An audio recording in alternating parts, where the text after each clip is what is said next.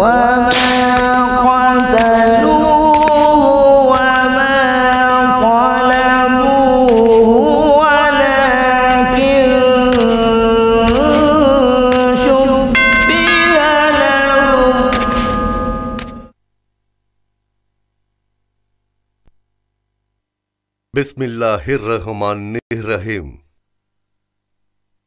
இறைவனின் திருப்பெயரால் துவங்குகிறேன். அவன் அருளாளன், அன்புடையோன். அவனுக்கே எல்லா புகழும். அவன் அகிலங்களுக்கெல்லாம் அதிபதி. மரியாதைக்குரிய பாஸ்டர் சாஜி பாலிகர் எனது வலது பக்கத்தில் வீற்றிருக்கிறார். எனது வலது பக்கத்தில் பாஸ்டர் ருக்னுதீன் ஹென்றி பியோ வீற்றிருக்கிறார். எனது இடதுபுறத்தில் டாக்டர் ஜாகீர் நாயக் வீற்றிருக்கிறார். சிறப்பிற்குரிய விருந்தினர்களே, சகோதர சகோதரிகளே, இந்தியா கோஸ்பல் மிஷன் மற்றும் இஸ்லாமிக் ரிசர்ச் ஃபவுண்டேஷன் ஆகியவற்றின் சார்பாக நான் உங்களை இன்று இந்த சிறப்பான நிகழ்ச்சிக்கு வரவேற்கிறேன். ஒரு ஆய்வுரை, ஒரு கலந்துரையாடல், ஒரு கருத்தரங்கு, ஒரு விவாதம் என நீங்கள் எப்படி கருத்து கொண்டிருந்தாலும், இயேசு உண்மையிலேயே சிலுவையில் அறையப்பட்டாரா என்ற இந்த தலைப்பு இன்று நட்புணர்வோடு ஒருவர் மற்றவரின் கருத்தோட்டத்தை புரிந்து கொள்வதற்காகவும் நடைபெறுகிறது. முஹம்மத் நாயக்காகிய நான் இன்றைய நிகழ்ச்சியை நெறிப்படுத்துபவராக அமர்த்தப்பட்டுள்ளேன். ஆகவே நான் நடுநிலையோடு இருப்பேன். இன்றைய நிகழ்ச்சியை சிறப்போடும் முறையோடும் நடத்த வேண்டியது எனது கட்டாய கடமை என நான் உறுதி கூறுகிறேன். ஆகவே நமது பேச்சாளர்களையும் இங்கே கூடியிருக்கும் பொதுமக்களையும் மரபமைதி காத்து இந்த விவாதம் சிறப்பாக நடைபெற ஒத்துழைக்குமாறு கேட்டுக்கொள்கிறேன். நாம் இன்று இங்கே கூடுவதற்கு முன்னால் பலர் என்னிடம், ஏன் இந்த தலைப்பு, ஏன் இந்த பேச்சாளர்கள் மட்டும் என கேட்டார்கள். இதற்கு விடையாக இந்த விவாதத்திற்குரிய பின்னணியை உங்களுக்கு விளக்க வேண்டியுள்ளது. பாஸ்டர் ருக்னுதீன் அவர்கள் டாக்டர் ஜாகீர் நாயக்கோடு ஒரு கலந்துரையாடலுக்காக இஸ்லாமிக் ரிசர்ச் ஃபவுண்டேஷனுக்கு வருகை தந்துள்ளார்.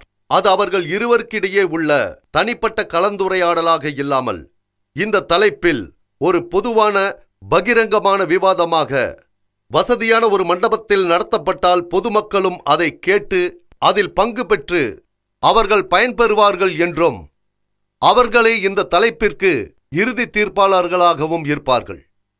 டாக்டர் ஜாகீர் நாயக் தலைப்புகளை முன்வைத்தார். பைபிள் இறைவனின் வார்த்தைகளா அல்லது இயேசு கடவுளா? ஆனால் பாஸ்டர் ருக்னி இந்த தலைப்புகளெல்லாம் அதிகம் பரிச்சயமானது என கருதியதால் இன்றைய விவாதத்தின் தலைப்பான கிறிஸ்து உண்மையிலேயே சிலுவையில் அறையப்பட்டாரா என்பதை தேர்வு செய்யப்பட்டது. இருவரிடையே புரிந்துணர்வு ஏற்பட்டதின் காரணமாக விவாதத்திற்காக இந்த தலைப்பு தேர்வு செய்யப்பட்டது.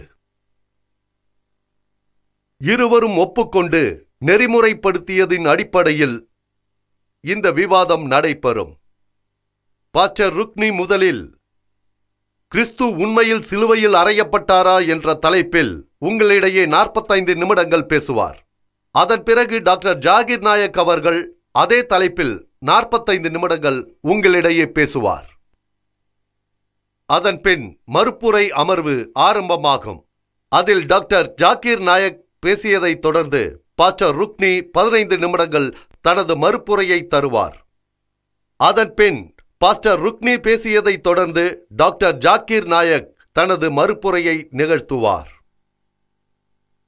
உங்களது சொற்பொழிவும் மறுப்புரையும் முடிவதற்கு 5 நிமிடங்களுக்கு முன்னால், அதாவது ஒருங்கிணைப்பாளராகிய நான் ஒவ்வொரு பேச்சாளர்களுக்கும் 5 நிமிடங்களே மீதமுள்ளது என்று நினைவுபடுத்துவேன். நான் காட்டப்போவது இது போன்ற ஒரு ஸ்லிப்பை. ஆகவே இரு பேச்சாளர்களும் தயவு செய்து தங்களது உரையை உரிய நேரத்தில் முடித்து ஒத்துழைக்குமாறு கேட்டுக்கொள்கிறேன். கடைசியாக கேள்வி பதில் பகுதி ஆரம்பமாகும். பொதுமக்கள் கேட்கப்படும் கேள்விகளை 2 பேச்சாளர்களிடமும் மாறி மாறி கேட்கலாம். கேள்விகளுக்காக மைக்குகள் ஏற்பாடு செய்யப்பட்டிருக்கிறது. 2 மைக்குகள் ஆண்கள் பக்கமும் 2 மைக்குகள் பெண்கள் பக்கமும். நேரம் இருந்தால் மட்டுமே எழுத்து மூலமான கேள்விகள் அனுமதிக்கப்படும். எழுத்து மூலமான கேள்விகள் என்னிடம் தரப்பட்டு நான் பேச்சாளர்களுக்கு வாசித்து காட்டுவேன். இப்போது நான் பேச்சாளர் பாஸ்டர் ருக்னி அவர்கள் பேசுவதற்கு முன் சிறிது அறிமுகம் செய்து வைக்கிறேன். அதேபோல் டாக்டர் ஜாக்கீர் நாயக்கையும் அறிமுகம் செய்து வைப்பேன். Pastor Ruknuddin Henry Pio pastor Rukni என்று அறியப்பட்டவர். அவருக்கு வயது 43. அவர் ஒரு அரப் கிறிஸ்துவர். ஈராக்கில் உள்ள பஸ்ராவில் பிறந்தார். பிறகு குவைத்தில் வளர்ந்தார். அவர் பாம்பே பல்கலைக்கழகத்தில் பௌதீகத்தில் முதுகலை பட்டம் பெற்றவர். அவர் ஆசிரியத் துறையில் அதிக அனுபவம் உள்ளவர். அது மட்டுமல்லாமல் கணினி கல்வி பயிற்சி, அரபி மொழி கற்பித்தல், அரபியில் கணினிமயமாக்கல் மற்றும் அரபியில் கணினி மென்பொருள் முன்னேற்றத்திலும் அதிக ஈடுபாடு உள்ளவர். கிறிஸ்துவத்தின் செய்தியை பிரச்சாரம் செய்யும் துறையில் 10 ஆண்டுகளுக்கும் மேலாக ஈடுபாட்டுடன் இருப்பவர். அவர் இந்திய கோஸ்பல் மிஷனில் ஒரு பைபிள் ஆசிரியர் மற்றும் பிரச்சாரகர். அத்தோடு அவர் ஒரு நாடறிந்த தெய்வீக சுகமளிப்பவர். நான் பாஸ்டர் ருக்னி அவர்களை தங்களது விவாதத்தை துவங்குமாறு அழைக்கிறேன். பாஸ்டர் ருக்னி.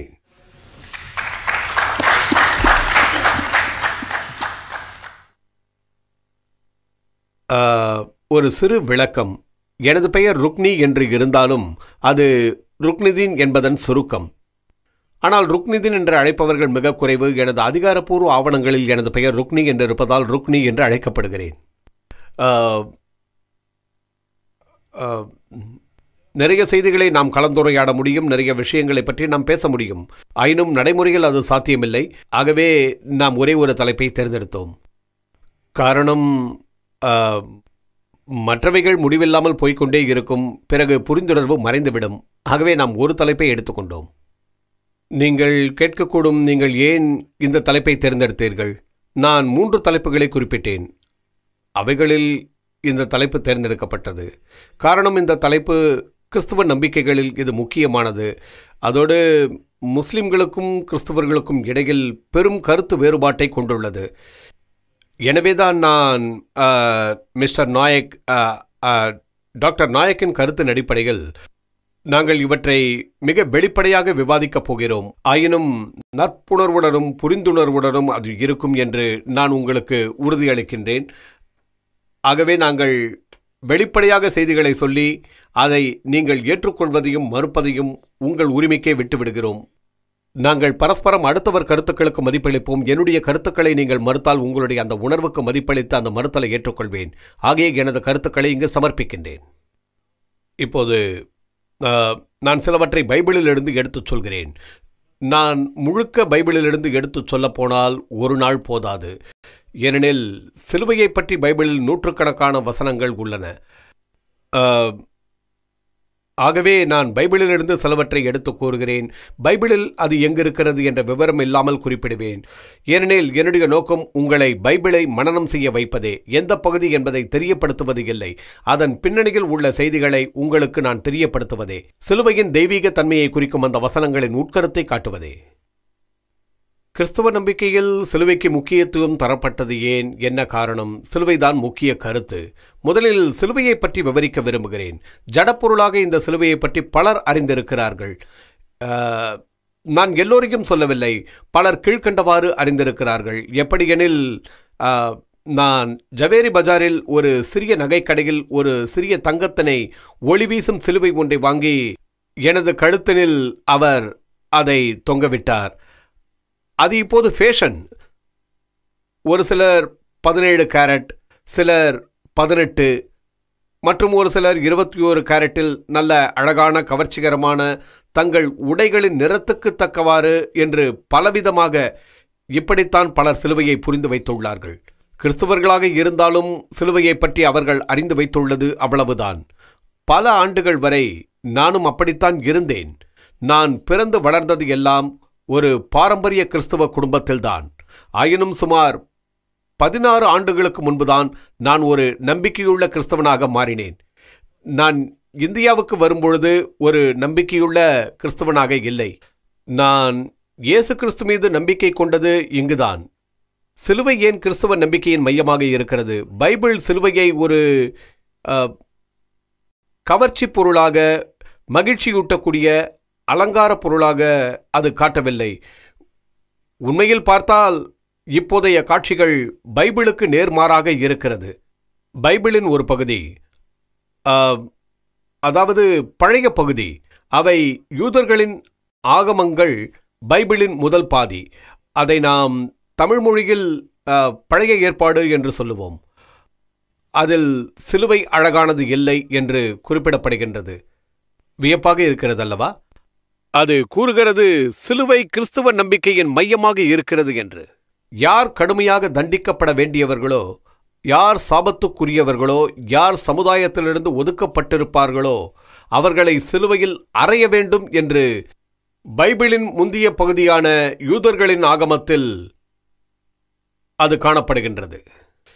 இந்த ஆகமம் என்பது தீர்க்கதரிசியால் சொல்லப்பட்ட அந்த கடவுளின் வார்த்தைகள்.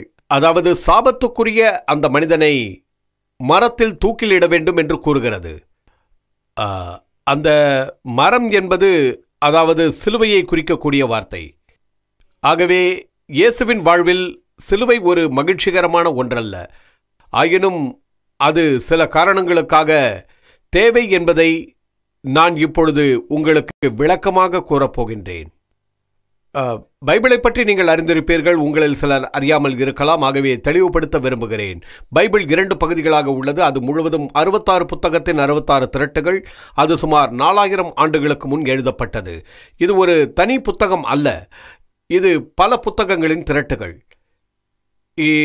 இதன் மூலம் பாதி அதுதான் யூதர்களின் ஆகமம். விசேஷமாக தீர்க்க தரிசனமான இது தீர்க்கதரிசிகளால், பலதரப்பட்ட தீர்க்கதரிசிகளின் வாழ்வையும் வரலாற்றையும், யூதர்களின் வரலாறு உட்பட பல எழுதப்பட்டுள்ளது. இந்த முழு ஆகமத்திலும் முதல் புத்தகத்திலிருந்து சிலவேளை நேரடியாகவோ பல சந்தர்ப்பங்களில் மறைமுகமாகவோ சிலுவையை பற்றிய தகவல்கள் இருக்கும். சரி, இந்த சிலுவை எப்படி வந்தது, அந்த சிலுவையை பற்றிய விளக்கங்கள் இதுவரை ஏன் தரப்படவில்லை என்பதற்கான தலைப்பிற்கு வருகிறேன். அதாவது கிறிஸ்துவின் நற்செய்தியின் அடிப்படையில் பாவத்திலிருந்து ரட்சிப்பு என்று வரும்போது அங்கே சிலுவை வருகிறது. இயற்கையிலேயே மனிதன் பாவத்தின் பிண்டமாக இருக்கிறான் என பைபிள் நமக்கு சுட்டிக்காட்டுகிறது. அதை அவன் ஆதாமின் காலத்திலிருந்து பெற்றுள்ளான் என்று பைபிள் கூறுகிறது. நான் பிறப்பிலும் வளர்ப்பிலும் என்னுடைய இயல்பிலும் நான் பாவியாவேன். ஆகவே நான் பாவத்தை திணிக்கின்றேன், சொற்களால் பாவத்தை செய்கிறேன், எனது நடத்தையால் பாவத்தை உண்டாக்குகிறேன். இப்படி பல இது மனிதனின் இயல்பு. பைபிளும் சொல்கிறது, பாவ பிண்டமான மனிதன் மரணத்தை எதிர்நோக்குகின்றான். ஒரு மரண தண்டனை, அதாவது இயற்கையான மரணம். ஒவ்வொரு மனிதனும் மரணம் எனும் தண்டனையை அடைகின்றான். காரணம், அவன் செய்கின்ற பாவங்கள். பாவம் என்பது கடவுளுக்கு விரோதமானது. ஆகவே மனிதன் கடவுளுடன் தோழமை கொள்ள முடியாது, இணையவே முடியாது. காரணம், பாவம் எனும் எதிரி இருவருக்கிடையேயும் இருக்கின்றான்.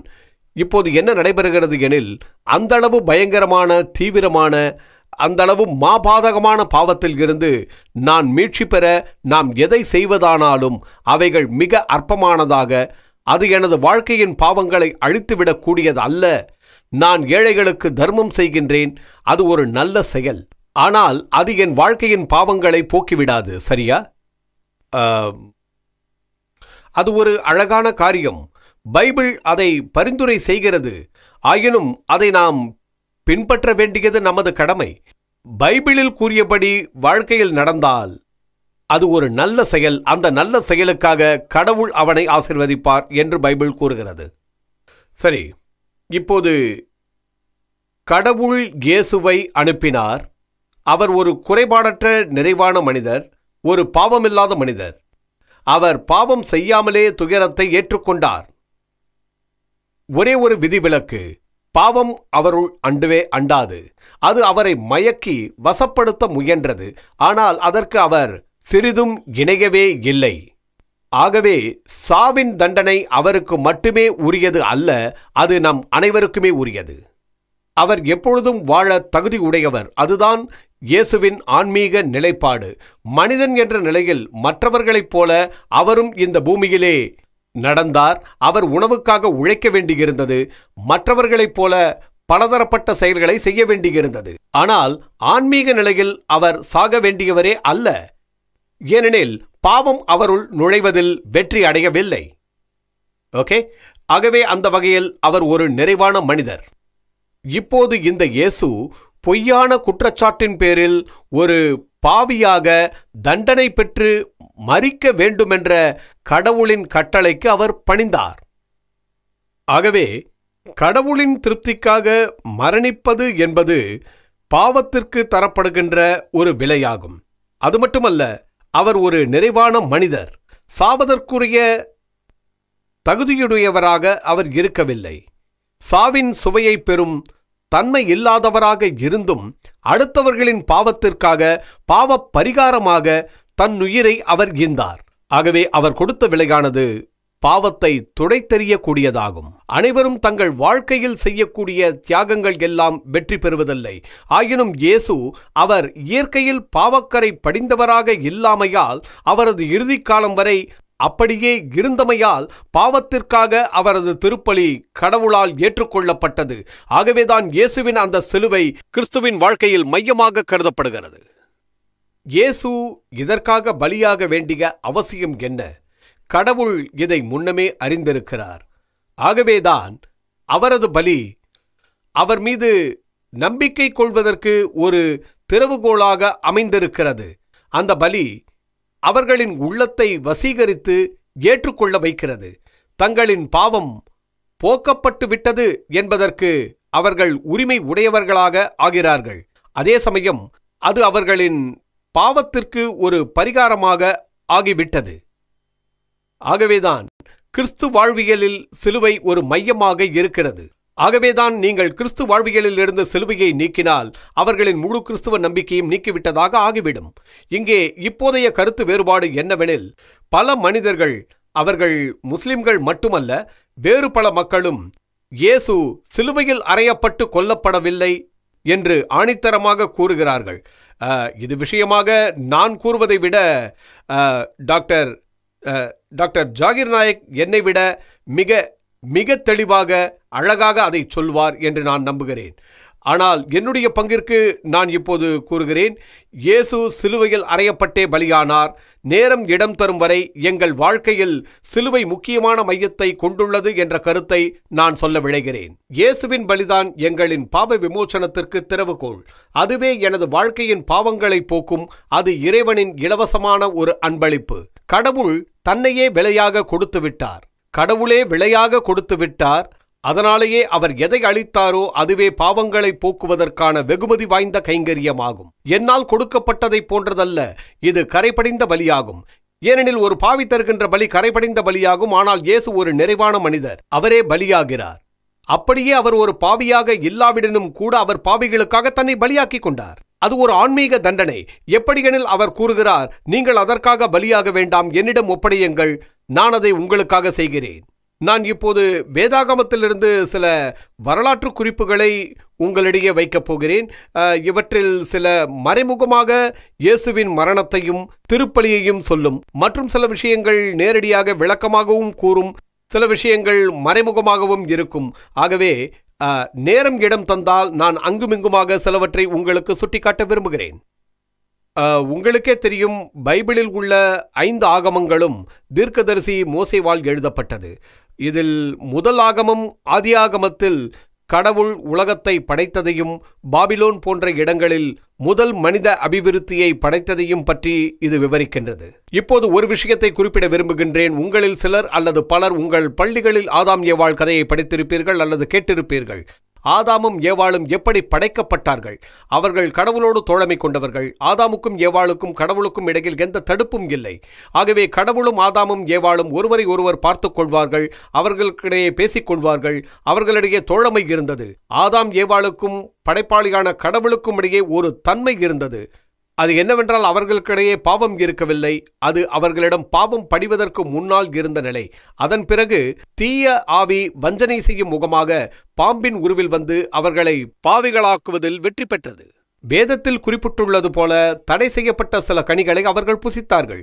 இங்கு கனி என்பது முக்கியமல்ல. எது முக்கியமெனில், தேவனின் கட்டளையை அவர்கள் மீறினார்கள். எதை செய்ய வேண்டாம் என்று தேவன் எச்சரித்தாரோ அதை அவர்கள் தங்கள் வாழ்வில் செய்தார்கள். பாவம் அவர்களை பிடித்தது. இந்த உலகிற்கு அனுப்பப்பட்டார்கள். அவர்களும் தேவனும் வேறுபட்டார்கள். அன்றிலிருந்து மனிதனுக்கும் கடவுளுக்கும் இடையே பிளவு ஏற்பட்டது. மனிதர்களில் சிலர் கேட்கிறார்கள், அவன் எப்படி கடவுளை பார்ப்பான்? கடவுள் சொர்க்கத்தை படைத்துள்ளார் என்றால் அவன் ஏன் அவரை பார்க்க முடியாது?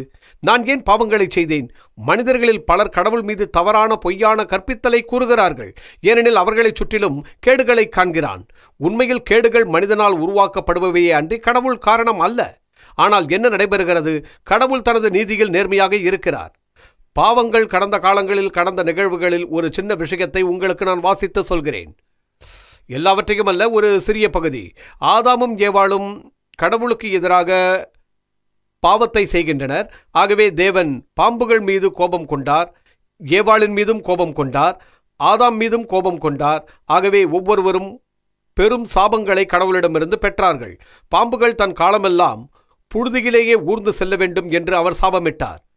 ஏவாளை பொறுத்தவரை, நீ உனது கணவனை மயக்கி வசப்படுத்தியதால் இனி கணவனே உன்னை மேலாதிக்கம் செய்யும் நிலையை உருவாக்கி அவனுக்கு கட்டுப்பட்டு நீ நடக்க வேண்டும், அவனை சார்ந்திருக்க வேண்டும் என்று கூறுகிறார். மற்றும் அவளது குழந்தை பேறு காலத்தில் அவள் கடுமையான வயிற்று வலி உண்டாக வேண்டும் என்றும் சபித்தார். ஆதாமை பொறுத்தவரை, அதாவது அவரது முக்கிய பிரச்சனை என்னவெனில், இன்றிலிருந்து நிலத்தில் உழைக்க வேண்டும். அந்த நிலம் அவருக்கு இலகுவாக பழங்களை தருவதில்லை. அவர் வேர்வை சிந்தி கனிகள் விளையும் வரை கடுமையாக உழைக்க வேண்டும். அது மட்டுமின்றி அவர்களின் வாழ்நாள் வரையறுக்கப்பட்டு சாவை எதிர்நோக்கியே இருக்க வேண்டும் என்றும் அவர் கூறுகிறார். அதனால் அவர்கள் எப்போதும் நித்திய ஜீவனாக இருக்க முடியாது என்றும் அவர் கூறுகிறார். இன்னும் பல விஷயங்களை அவர் கூறுகிறார். அது என்னவென்று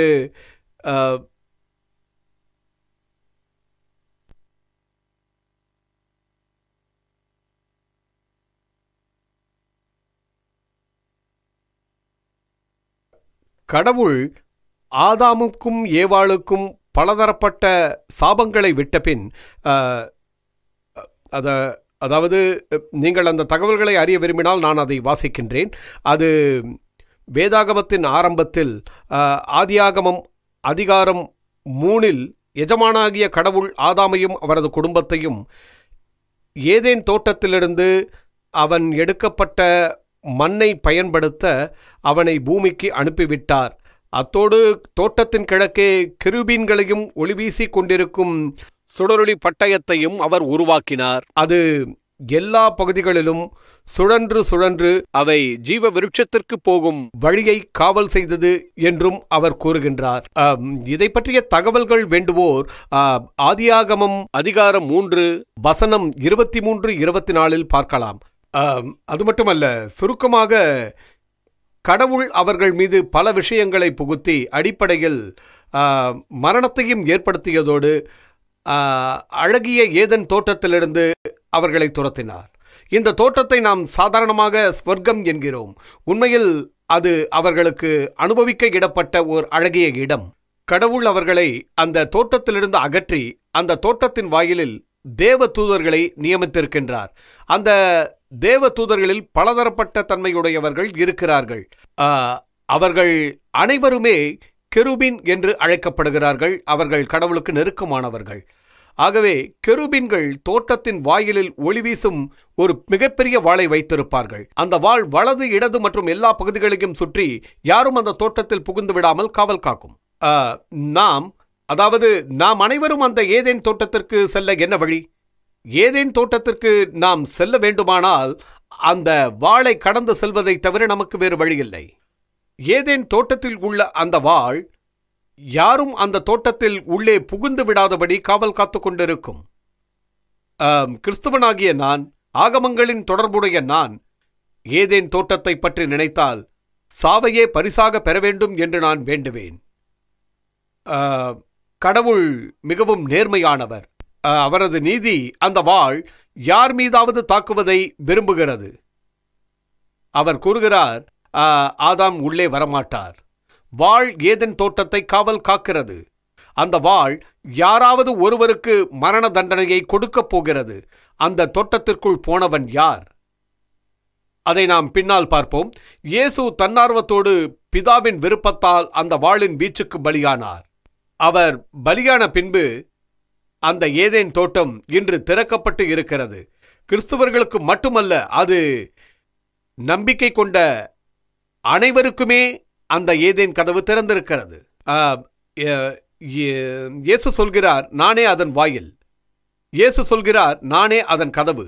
அவர் பிதாவை தெரிந்து கொள்ள விரும்புகிறார். அவர் சொர்க்கத்தை தெரிந்து கொள்ள விரும்புகிறார். அவர் கடவுளின் நல்ல தன்மைகளை அறிய விரும்புகிறார். நானே வாயிலாக இருக்கிறேன். இயேசு அந்த வாள் தன் மீது பாய்வதற்கு அனுமதித்தார். சிலுவையை பற்றி மேலும் சில மறைமுகமான தகவல்களை இங்கே நான் தர விரும்புகிறேன். பைபிள் அநேக இடங்களில் சிலுவையை பற்றி மறைமுகமாகவும் நேரடியாகவும் குறிப்பிடுகின்றது. இப்போது இன்னொரு எடுத்துக்காட்டு. நன்னம்பிக்கையாளர்களின் தந்தை ஆபிரகாம் பற்றி பிரபலமான கதை ஒன்று. ஆபிரகாமை பற்றி நான் குறிப்பிடும்போது அந்த கதை இங்கே ஒரு சிலருக்கு மட்டுமே தெரியும். அதாவது கிறிஸ்தவர்களும் முஸ்லிம்களும் சகோதரர்கள். அது வெகு சிலருக்கு மட்டுமே தெரியும். நான் உங்களை மகிழ்விப்பதற்காக இதை சொல்லவில்லை. உண்மையில் சகோதரர்கள் தான். நான் உண்மையைத்தான் கூறுகிறேன். கிறிஸ்தவர்கள் ஆபிரகாமின் மகன் ஈசாக் மூலமான ஆன்மீக மரபின் வழித்தோன்றல்கள். அதாவது ஈசாக்கின் மூலமாக வந்தவர்கள். முஸ்லிம்கள் ஆபிரகாமின் மகன் இஸ்மாயில் மூலமான ஆன்மீக மரபின் வழித்தோன்றல்கள். இஸ்மாயில் ஈசாக்கின் சகோதரர். ஆம், உண்மையில் முஸ்லிம்களும் கிறிஸ்துவர்களும் ஆபிரகாமின் வழி தோன்றல்கள். அவர்கள் சகோதரர்கள். ஆனால் ஒரு தாய் வயிற்று பிள்ளைகள் அல்ல, ஒன்று விட்ட சகோதரர்கள், வெவ்வேறு தாய்க்கு பிறந்த சகோதரர்கள். ஆகவே நான் முஸ்லிம்களை சகோதரர்கள் என்று சொல்வது அவர்களை மகிழ்ச்சியடை வைப்பதற்காக அல்ல. அது உண்மையான சகோதர பிணைப்பு. அவருடைய தந்தை ஆபிரகாம். எனது ஆரம்ப மரபு வழி தந்தையும் தீர்க்கதரிசி ஆபிரகாமே. அதே ஆபிரகாம் தான். ஓகே, சரி, கதை வழி திசை மாறி போகிறது. இப்போது ஒரு சிறிய மாற்றுப்பாதை. இங்கும் அங்குமாக நான் சிலவற்றை கூறுகிறேன். நான் ஒரு தீவிர ஆசிரியன் அல்ல. இருவருக்கும் இடையே சில சுவையான செய்திகளை நான் கூறுகிறேன். நாம் இப்போது ஆபிரகாமை பற்றி பார்ப்போம். ஆபிரகாமின் மகன் ஈசாக் சம்பந்தப்பட்ட ஒரு பிரபலமான கதை. இப்போது உங்களில் பலர் பைபிளை பற்றி அறிந்திருக்க மாட்டீர்கள் என்றும் கூற முடியாது. சில பேர் பைபிளை படித்திருக்கலாம், பலர் படித்திருக்க வாய்ப்பில்லை. அதனால் உங்களுக்கு நான் இதை கூறுகிறேன். நான் விளக்கமாக சொல்ல விரும்பவில்லை, இருந்தாலும் மேலோட்டமாக கூறுகிறேன். ஆபிரகாமிற்கு கடவுள் சொன்னார், ஊர் என்ற ஊரிலிருந்து வெளியேறு என்று. ஏனெனில் அது பாவம் நிறைந்த நிலம். அந்த ஊர் ஈராக்கில் பஸ்ராவுக்கு பக்கத்தில் இருக்கிறது. நான் அங்கே இருந்திருக்கிறேன். இப்போது அது பாலைவனம். அங்கு யாரும் வாழ்வதில்லை. கடவுள் ஆபிரகாமிடம் கூறுகிறார், நீ அந்த ஊர் என்ற ஊரை விட்டு வெளியே வா. நான் உனக்கு இதைவிட மிகச் சிறந்த இடத்தில் உன்னை அழைத்துச் செல்கிறேன் என்று கூறுகிறார். ஆனால் கடவுள் எங்கே கூட்டிச் செல்வார் என்று ஆபிரகாமிற்கு தெரியாது. கடவுளின் சொல்லிற்கு அடிபணிந்து கூடவே கிளம்பிவிட்டார். ஆனால் கடவுள் தன்னுடைய வாக்குறுதியை உடனடியாக நிறைவேற்றவில்லை. கடவுள் நீண்ட நாட்கள் எடுத்துக்கொண்டார். பல வருடங்கள் உருண்டன. அவர் சாராவை மணந்து கொண்டார். அவளுக்கு நீண்ட காலமாக குழந்தைகள் இல்லை. கடவுள் அவரிடம் சொன்னார், அதோ அங்கிருக்கும் நட்சத்திரங்களை பார். அந்த நட்சத்திரம் அளவிற்கு, கடல் மணல் அளவிற்கு உனக்கு குழந்தைகள் பிறக்கப் போகின்றன என்று கூறுகிறார். ஆனால் பல வருடங்கள் அவருக்கு குழந்தை இல்லாமல் தான் இருந்தது. ஆனால் பக்திபூர்வமாக அவர் கடவுளை நம்பினார். இறை நம்பிக்கையோடு அவர் இயங்கினார். ஆனால் பல வருடங்கள் காத்திருந்த அவரது மனைவி நம்பிக்கை இழந்தார். வாழ்க்கையில் விரக்தி அடைந்தார். அந்த காலத்தில் ஒருவர் பல பெண்களை மணமுடிப்பது தவறானது இல்லை. ஆனால் இப்போது அப்படி இல்லை. அதோடு அவரது பணியாளும் அவரது மனைவி போன்றே இருப்பார்கள். அந்த காலத்தில் அது நெறிமுறைக்கு உட்பட்டே இருந்தது. அது தவறானது இல்லை. அவர் மனைவி அவரிடம் சொன்னார், நீங்கள் ஏன் நமது வேலைக்கார பெண்ணை மணந்து கொள்ளக்கூடாது? அவள் மூலமாக குழந்தைகளையாவது பெற்றுக்கொள்ளலாமே என்று கூறினார். ஆகவே அவர் எகிப்தில் இருந்து ஒரு வேலைக்கார பெண்ணை தருவித்தார். அவர் பெயர் ஆகார். ஆகாரை மணந்து இஸ்மாயிலை பெற்றெடுத்தார். ஆனால் அதே சமயம் அவரது முந்தைய மனைவி சாராவுக்கு கடவுள் வாக்களித்தபடி சாராவும் கர்ப்பவதி ஆனார், ஒரு குழந்தையையும் பெற்றெடுத்தார். அந்த குழந்தைக்கு அவர்கள் வைத்த பெயர்தான் ஈசாக். நீங்கள் கற்பனை பண்ணி பாருங்கள் ஆபிரகாமின் நெஞ்சத்தை. பல ஆண்டுகளுக்கு பின்னால் வாக்களிக்கப்பட்ட குழந்தை கிடைத்தது. நீங்கள் ஒரு சிறு கற்பனைக்காக சொல்லுங்களேன். நீங்கள் திருமணமாகி 20-25 ஆண்டுகளாகியும் உங்களுக்கு குழந்தை இல்லை. நீங்கள் நல்ல வசதியான மனிதர். இந்த பணத்தையெல்லாம் யார் அனுபவிக்கப் போகிறார்? அவர்கள் என்னை ஏமாற்றுவார்கள், அதன் பின் இவற்றையெல்லாம் எடுத்துக்கொள்வார்கள் என்ற விரக்தியில் இருந்த உங்களுக்கு 20-25 வருடங்களுக்கு பின் உங்கள் மனைவி ஒரு குழந்தையை உண்டாகி அந்த குழந்தையை பெற்றெடுக்கிறார் என்றால் கற்பனை செய்து பாருங்கள். அந்த ஆண் குழந்தையை பற்றிய பாச உணர்வு உங்களுக்கு எப்படி இருக்கும்? அதே நிலைதான் ஆபிரகாமிற்கும் இருந்தது. பல ஆண்டுகள் காத்திருந்து பெற்றெடுத்த ஆண்மகன். ஆகவே மகனான ஈசாக் மீது அவரது நெஞ்சம் பிணைந்து விட்டது. ஒரு சுவையான சம்பவம் நடந்தது. அது இந்த ஆதியாகமத்தில் உள்ளது. அதிகாரம் 22. அதானா இல்லை பக்கத்தில்? என் அருகிலுள்ள ஃபாஸ்டர் நான் அந்த பக்கத்தை பெற்றுக்கொள்ள உதவுவார். நான் மிகச்சிறந்த ஆசிரியர் அல்ல என்று நான் முன்பமே கூறியிருக்கிறேன். ஆனாலும் செய்தியின் ஆன்மீக தன்மையை நான் உங்களுக்கு தருகிறேன். அதாவது ஆதியாகமம் அது அதிகாரம் 22 ஈசாக்கை பற்றி சொல்லப்படுகிறது. இந்த காரியங்கள் நடந்த பின்பு தேவன் ஆபிரகாமை சோதித்தார் என்று கூறப்படுகின்றது. இது சரியா? இது லேசானதாக தெரிகிறது, ஆனால் மிகவும் கடினமானது. எப்படியெனில் அவர் அவனை நோக்கி ஆபிரகாமே என்றார்.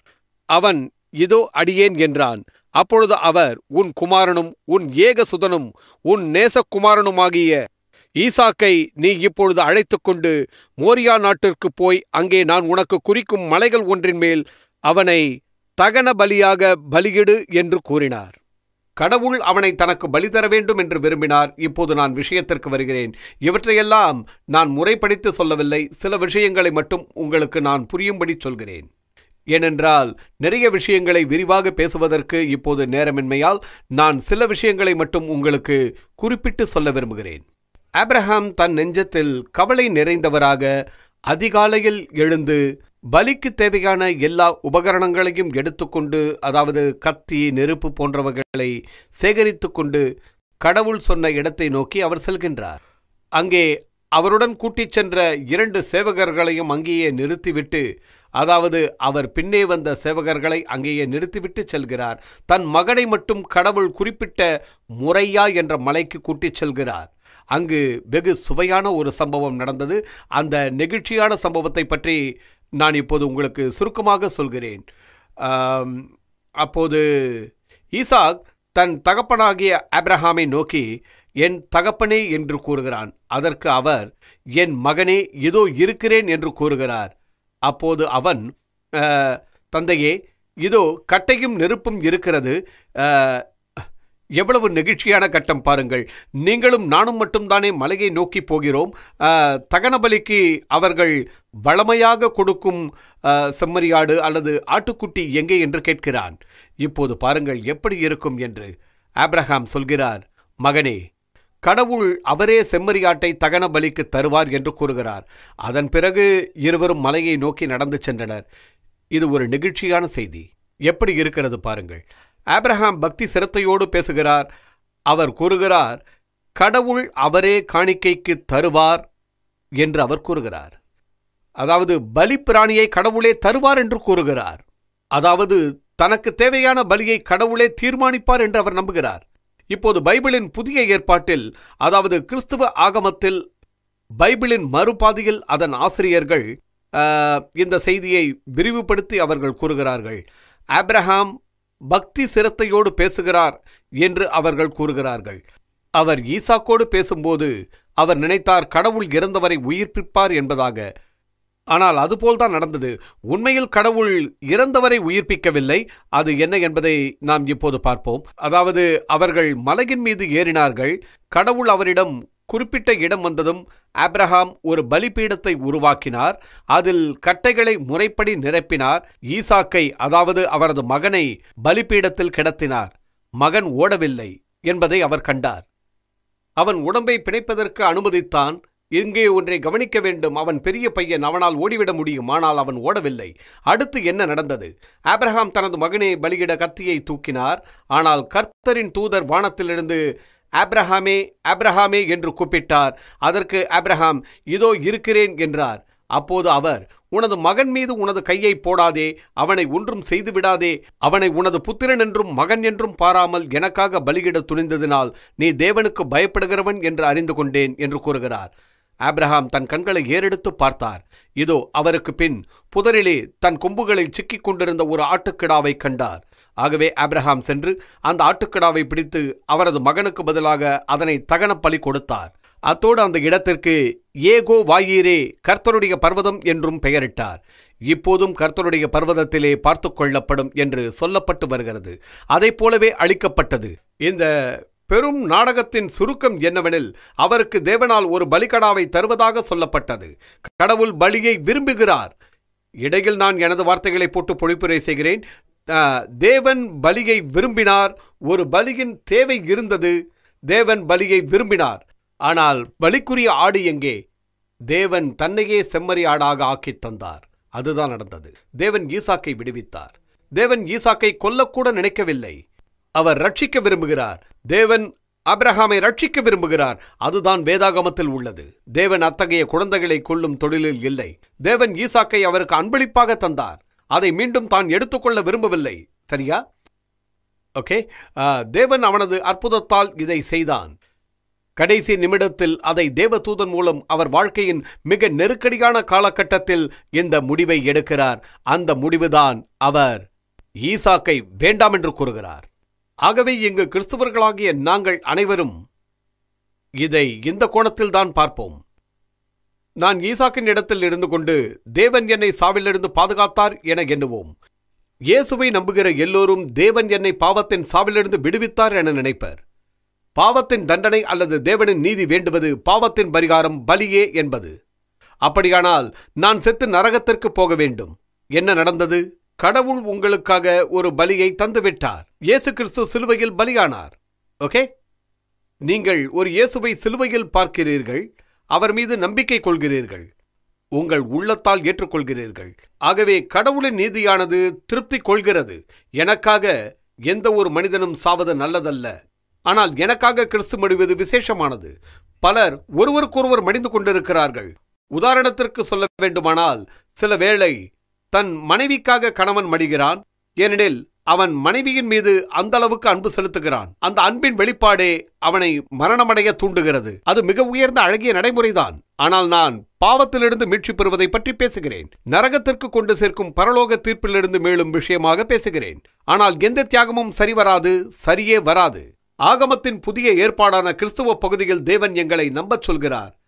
நிச்சயமாக கிறிஸ்தவர்களை அவர் சொல்கிறார், இரத்தங்கள் நம்மை மீட்சிப்பதில்லை. பலியிடும் ஆடுகள், பசுக்கள் மற்றும் மிருகங்கள் ஆகியவற்றின் இரத்தம் மீட்சிப்பதில்லை என்றும் அவர் கூறுகிறார். நான் உங்கள் உணர்வுகளை பாதிக்கும் விதமாக இதை கூறவில்லை. சாதாரணமாக இயேசு சொன்னதையே சொல்கிறேன். ஆனால் அவர் அவரது சொந்த இரத்தத்தால் நம்மை மீட்சிப்பார். இதைத்தான் அவர் ஆகமத்தில் குறிப்பிட்டுள்ளார். அதாவது இந்த பழைய புதிய ஏற்பாட்டின் மையமாக இயேசு சிலுவையில் அறையப்பட்டது எனது பாவங்களுக்கு பரிகாரமாகும் என்றும் அவர் கூறுகிறார்.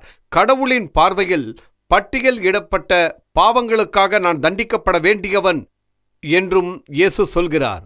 அதை என்னிடம் தள்ளிவிடுங்கள். அந்த பாவப்பட்டியல் அவர் மீது சுமத்தப்படுகின்றது. அதாவது இயேசுவின் மீது சுமத்தப்படுகின்றது. எனது பாவத்திற்காக வேறு யாரும் செத்தால் ஒன்றும் ஆவதில்லை. நான் பாவத்திலிருந்து விடுபட முடியாது என்று கூறுகிறார். ஆனால் குறிப்பிட்ட ஒரு நபர், ஒரே ஒரு முழுமையான மனிதன்தான் அந்த தகுதியை உடையவன். அவன் மற்றவர்களுக்காக இறந்தால் மற்றவர்களின் பாவங்கள் கழுவப்படுகின்றன என்றும் கூறுகிறார்.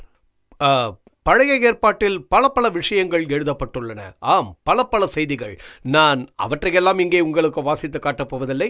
நான் உங்களுக்கு சிறிதாக வாசித்து காட்டப் போகிறேன்.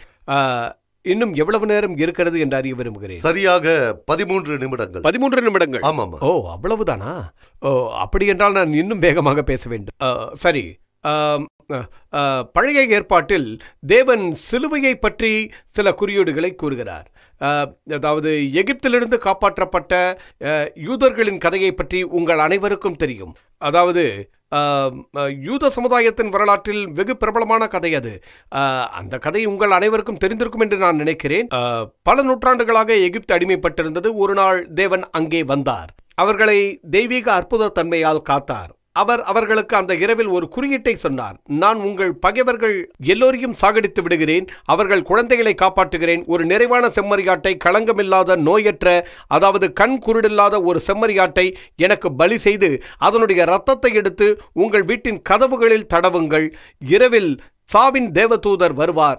அவர் எந்த கதவுகளில் அந்த இரத்தம் இல்லையோ அந்த வீட்டின் தலைமகன் இறந்து விடுவார் என்பதாக சொன்னார். இது அந்த நேரத்தில் யூதர்களுக்கு நடந்தது.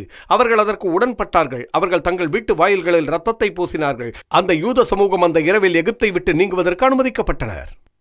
ஆக அது ஒரு முழுமையான செம்மறியாட்டை பற்றிய தகவல். ஒரு முழுமையான செம்மறியாட்டின் பலி, நான் எந்த ஆட்டையும் பலியிட முடியாது, ஒரு நிறைவான ஆட்டினை மட்டுமே நாம் பலியிட முடியும். இதுதான் பலியின் மூலம் மீட்சிக்குரிய குறியீடு. உண்மையில் இது செம்மறி ஆடு அல்ல, இது இயேசு பிறகு வருவதற்குரிய குறியீடாகும். யூதர்களின் பிற்கால வரலாற்றை நாம் பார்த்தோமானால் அவர்கள் தேவனுக்கு எதிராக கலகம் செய்துள்ளதை நாம் அறிந்து கொள்ளலாம். அவர் இப்படி பல சந்தர்ப்பங்களில், முக்கியமாக 10 சந்தர்ப்பங்களில் அவர்கள் செய்துள்ளார்கள். அவர்கள் குருமார்கள் கூட்டத்தில் இப்படி செய்துள்ளார்கள். அப்போது நாகங்கள் வந்து அவர்களில் ஒவ்வொருவராக தீண்டியது. பலர் நாகங்களின் நஞ்சால் பாதிக்கப்பட்டார்கள். அது பயங்கரமான நாகங்கள் என்று சொல்லப்படுகின்றது.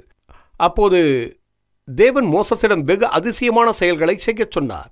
வெகு அதிசயமானது. அவர்களுக்கு வெண்கலத்திலான ஒரு நாகத்தை செய்ய சொன்னார். அதை ஒரு நீண்ட கம்பியில் கட்டி யூத இடத்தில் எல்லோரும் பார்க்கும்படி வைக்க சொன்னார். அதன் மூலம் நாகங்கள் தீண்டப்பட்ட விஷத்தை குணப்படுத்தினார். அதற்கு விளக்கம், அதாவது அவர் பாம்பை பார்க்க சொன்னது, அந்த பாம்பு தீ ஆவியின் குறியீடு. பாம்பு தீ ஆவி அல்ல, அது தீ ஆவிகளின் குறியீடு மட்டுமே. பாம்பு ஒரு ஜந்து, சரியா? இப்போது என்ன நடந்தது என்றால், இயேசு சிலுவையில் தொங்குவது நமக்கு பாம்பாக ஆகிறது. அவர் முழுமையான தேவ தூதர்களை விட மேன்மையானவராக இருந்தார். ஆயினும் அவர் சிலுவையில் பாவத்தின் பாம்பாக அறையப்பட விரும்பினார். அவன் அவரை பார்த்தான். நீ அவரை உன்னுடைய உள்ளத்தால் வசீகரித்தாய். ஒரு இரவில் உன்னுடைய பாவங்கள் கழுவப்பட்டு விட்டன. எந்த சமய சடங்கும் தேவையில்லை என்றார். உன்னுடைய பாவங்கள் எல்லாம் அவரை ஏற்றுக்கொண்டதும் கரைந்துவிடும் என்று கூறுகிறார். நீங்கள் இயேசு சிலுவையில் அறையப்பட்ட நிலையில் காண்கிறீர்கள். அதுவே மையமானது. ஆகவே சிலுவை கிறிஸ்துவ நம்பிக்கையின் மையமாகிறது. ஆகவே யூத சமூகத்திற்கும் அது மையமாகிறது. தேவன் அவர்களுக்கு சொன்ன குறியீடு ஆகும். அவன் தந்த குறியீடு பாவத்தை மன்னிப்பதற்குரிய நினைப்பூட்டலாகும். அவர் அவனிடம் கூறுகிறார், நீங்கள் எந்த குறையுமற்ற ஒரு செம்மறி ஆட்டுக்குட்டியை கொண்டு வாருங்கள். அதில் எந்த வடுவும் இருக்கக்கூடாது. அது குருடாக இருக்கக்கூடாது, நொண்டியாக இருக்கக்கூடாது, இளம் வயதுள்ளவையாக இருக்க வேண்டும். அதையே நான் மத சடங்கு பலியாக ஏற்பேன் என்றும் அவர் கூறுகிறார். தேவன் கிறிஸ்துவின் வருங்கால மீள் எழுப்புதலை அந்த முழுமையான அப்பழுக்கில்லாத ஆட்டுக்குட்டியுடன் இணைத்து சொல்கிறார். அதாவது பாவத்தை பொறுத்தவரை பணம்தான் உங்களிடமும் எங்களிடமும் விளையாடுகிறது. தேவனின் சக்தி, அவரது ஆணை, அவரது தரம் என்பதையெல்லாம் அவன் ஒதுக்கி வைத்து விடுகிறான். அவன் சாதாரண மனிதனாக நடந்து கொள்கிறான். இதுதான் நடக்கின்றது. பாவத்தின் கவர்ச்சியால் அவன் வேதனை அடைபவனாக இருக்கிறான். இதுதான் மைய நிலை. இப்போது நீங்கள் புதிய ஏற்பாட்டிற்கு வாருங்கள். புதிய ஏற்பாட்டில் சிலுவையை பற்றி மிக தெளிவாக சொல்லி இருக்கிறார்கள். இந்த முழு புதிய ஏற்பாடும் இயேசுவின் சிலுவையை அடிப்படையாக கொண்டதே. அப்போஸ்தலர் பவுல் கூறுகிறார், புதிய ஏற்பாட்டின் புகழ்மிக்க தலைவர் அவர். நான் கிறிஸ்துவின் சிலுவையில் அறையப்பட்டதை கூறுவேன், அதைவிட வேறில்லை. பலர் பவுல் கிறிஸ்துவ பிரச்சாரம் செய்வதையே விரும்புவார்கள். ஆனால் சிலுவையில்லாத கிறிஸ்துவத்தை அதை நீங்கள் ஏன் நிராகரிக்கிறீர்கள்? அவர் சொல்கிறார், கிறிஸ்து சிலுவையில் அறையப்பட்டார் என நான் போதிப்பேன். அது மட்டுமே அந்த மக்களின் கண்களுக்கு முட்டாள்தனமாக தெரிகிறது. அவர்கள் அதை ஏற்றுக்கொள்ள மறுக்கிறார்கள். சிலுவையை பற்றிய மடமை என்பது இயற்கையானதே. ஏன் உங்கள் தேவன் சிலுவையில் அறையப்பட்டு சாக வேண்டும்? அது மடத்தனமாக தெரிகிறது என்று கூறுகிறார்கள். உண்மையில் அதுதான் தேவனின் மகிமை. அது தேவனின் முன்னறிவு. அவர் வித்தியாசமானவர். தேவன் அவருடைய நியாய தீர்ப்பை திருப்திப்படுத்துகிறார். தேவன் ஒரு குற்றமற்ற ஜீவன். ஆகவே அவர் உலக பாவங்களுக்காக மரிக்கிறார். இப்போது யாரும் இயேசு சிலுவையில் மரித்ததை நம்புபவர்கள் அவரை புதைத்த 3ஆம் நாள் உயிர்த்தெழுந்தார். 3 நாட்களில் அவர் சாவை வென்றார். மீண்டும் அவர் தெய்வீக தன்மையை பெற்றார். அந்த நிகழ்வை ஏற்றுக்கொண்டவரின் பாவங்கள் கழுவப்பட்டுவிடும். இதை அவர் ஆணித்தரமாக அங்கே சொல்கிறார். உங்களின் பயண இலக்கே மாறிவிடும் என்றும் கூறுகிறார். நரகத்திலிருந்து ஸ்வர்க்கத்திற்கு அதுதான் வழி என்றும் கூறுகிறார். இன்னும் பல்வேறு அனுகூலங்கள் அந்த சிலுவையால் கிடைத்தாலும் ஒரு முக்கியமான பலன் அதுதான். இப்போது இந்த புதிய ஏற்பாடு சிலுவையை அடிப்படையாக வைத்தே இருக்கிறது. சிலுவையை அதிலிருந்து எடுத்துவிட்டால் இந்த முழு ஆகமம் 2 பைசாவிற்கு பெறாது. நான் ஆகமத்தை பற்றி பேசுகிறேன். யூதர்களின் ஆகமத்தையும் கிறிஸ்தவர்களின் ஆகமத்தையும் பற்றி பேசுகிறேன். அதில் ஒரு ஆகமம் ஏசாயா 53வது அதிகாரத்தில் இதை பற்றி விளக்கமாக சொல்கிறது. அதிக விளக்கமாக இயேசுவின் சாவை பற்றி சொல்கிறது. அதிக விளக்கமாக ஏசாயா 53. கடைசியாக சில மணித்துளிகளுக்கு இதை நான் சொல்கிறேன். சரியா? இப்போது இறுதி ஆகமமான புதிய ஏற்பாடு ஸ்வர்க்கத்தில் உள்ளவைகளை பற்றி சொல்வதில் தீர்க்க தரிசனமான ஆகமம் அதை பற்றி கூறுகிறது. அப்போஸ்தலர் யோவான் என்ற தேவனின் ஊழியர், அங்கு 2 யோவான்கள் இருக்கிறார்கள். ஒரு அப்போஸ்தலர் யோவான், அவர் ஸ்வர்க்கத்தின் சேவகர். அவர் யூபரேட் என்பது ஈராக்கின் ஒரு பகுதியாக இன்றும் விளங்குகிறது. அவர் அப்போது தீர்க்க தரிசனமாக சொன்னது இப்போது நடந்து கொண்டிருக்கிறது. உங்களின் கருத்துரைக்காக டைம்ஸ் ஆஃப் இந்தியாவை படியுங்கள். யூபரேட்டில் நடக்கும் பிரச்சனையை பற்றி தெரிந்து கொள்ளலாம். பற்பல செய்திகள் சொல்லப்பட்டுள்ளன. அதில் ஒரு விஷயம் மிக விசேஷமானது. அவர் ஸ்வர்க்கத்தில் இருந்தவர். ஆகையால் சொல்கிறார், ஸ்வர்க்கத்தில் இருந்த ஒரு ஆட்டுக்குட்டி முடமாக இருந்தது. பாருங்கள், இயேசு ஆட்டுக்குட்டியாக குறிப்பிடப்பட்டுள்ளது. அது முடமான ஆட்டுக்குட்டி.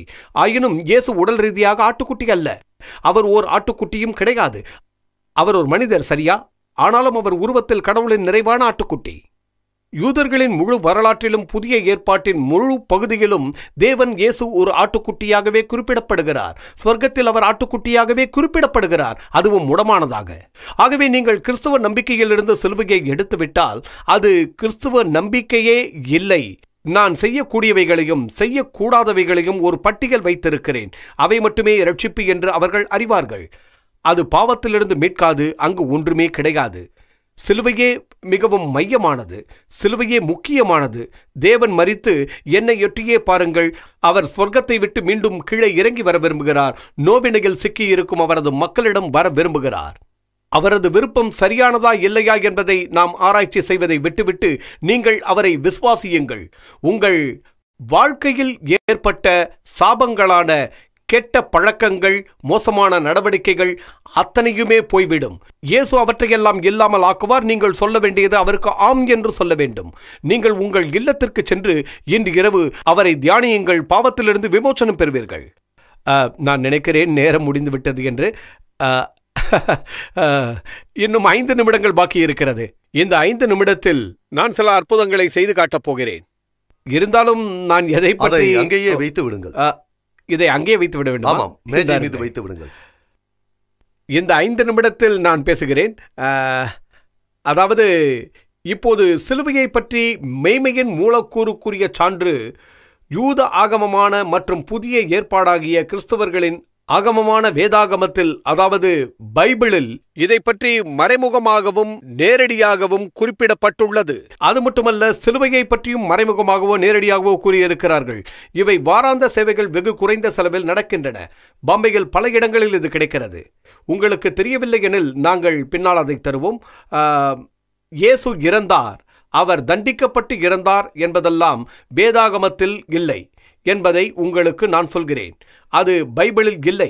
அது இயேசுவின் பகைவர்களால் சொல்லப்பட்டவை. ஆயினும் இயேசுவை யார் வெறுத்தார்களோ, துரதிருஷ்டவசமாக யூதர்கள் வரலாற்று ரீதியாக இயேசுவின் செய்தியை மறுத்தார்கள். அவர்கள் சொன்னார்கள், இயேசு உண்மையான கிறிஸ்துவர் அல்ல, அது போலியான கிறிஸ்து. ஆகவே இறுதியாக அவர்கள் மரண தண்டனைக்கு உட்பட்டார்கள். இப்போது யூத சமூகத்தை பொறுத்தவரையிலும் யூத சமூகத்தில் நிகழ்ந்த வரலாறுகளை ஒழுங்காக நெறிப்படுத்தி வைத்துள்ளார்கள். அவர்களின் மத சம்பந்தமான அதிகாரப்பூர்வமான புத்தகம், அதன் பெயர் தில்மூத்.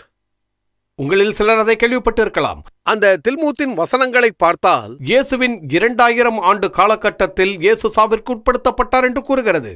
ஆனாலும் அவர்கள் கூறுகிறார்கள் அவர் ஒரு பொய் கிறிஸ்து என்று. அவர் பொய்யான செய்தியை தந்துள்ளார். அவர் ஒரு மந்திரக்காரன் என தவறாக அவர்கள் சொல்கிறார்கள்.